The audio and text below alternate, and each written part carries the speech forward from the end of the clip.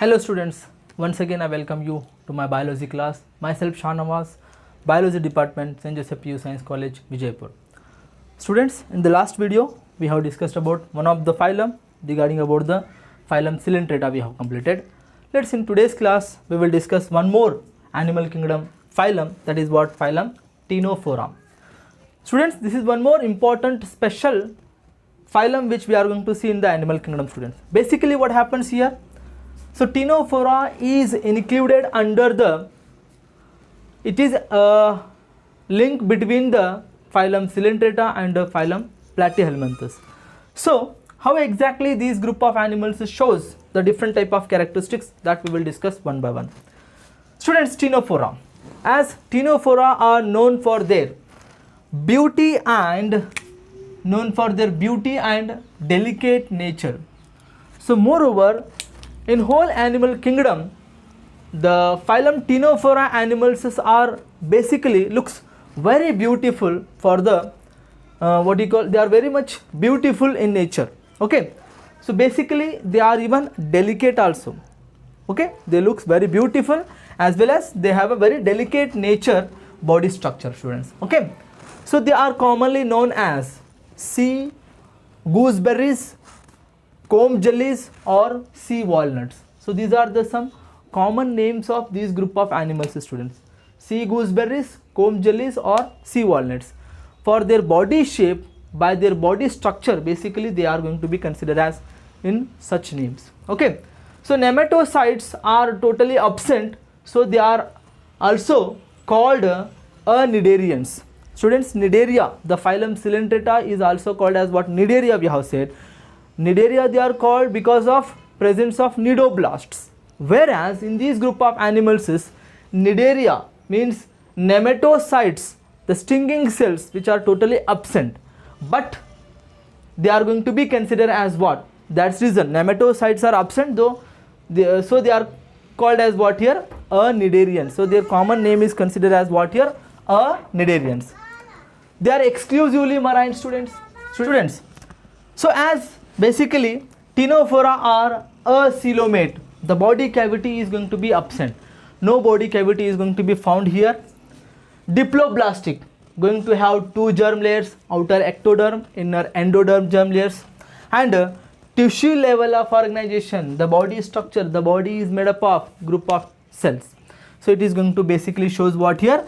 Tissue grade of organization. Okay, they are basically, their symmetry is biradial. Students, one more word important here, biradial. What we consider biradial are the animals which are basically going to be considered as the body plane can be cut into two equal halves by two planes. Students, two planes we can cut the body structure. Such animals are going to be come under in the biradial type. So which involves what here? The mixture of radial and even the mixture of bilateral symmetry. So bilateral symmetry is the symmetry where the animals can be cut into two equal halves by one plane, whereas radial symmetry by many planes. So it is a mixture because it is going to be biradial. Biradial means what here? Body can be cut into two equal halves by two planes. So that is what it is considered as what? Biradial type we call. Ctenophora are transparent and shows bioluminescence. Bioluminescence, what, students, here basically the animals which emit light from their body. Understood? So they are called as what here? What here? Bioluminescence animals. So bioluminescence are nothing but the animals who are going to emit light from their body. So basically these Ctenophora are going to be considered as what? Beauty, means they are very beautiful in look because of this bioluminescence only. So they always emit the light from their body surface. And don't think that this light what we are going to use in our day-to-day life. No, it is going to be ocean water. They are going to be marine. As we have said, these are exclusively marine. They are only found in the ocean water. So whenever they are present in the deep oceans, they need so such type of light they are going to be used for their survival. Okay, now locomotion takes place by, so movement of the body takes place by 8 ciliary comb plates. So the body surface is basically going to show what here? 8 ciliary comb plates on the body surface is going to be present. So these 8 ciliary comb plates are moreover going to be help for the locomotion. For that purpose only, because of the presence of these comb plates, they are commonly named as what, students, here? Comb jellies. Why do they called as the comb jellies? Because of these comb plates which are present on the body surface. Okay.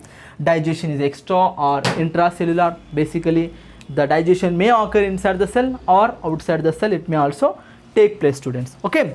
Now, skeletal system, excretory system and respiratory system are moreover going to be absent. Means they do not have any specialized respiratory organs, excretory organs, and even they do not have any what you call skeletal system inside their body. So that's reason all the 3 systems of their body are going to be absent.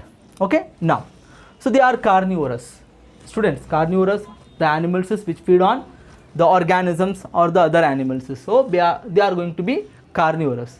As in place of nematoblasts, as we have said, nematocytes are absent here.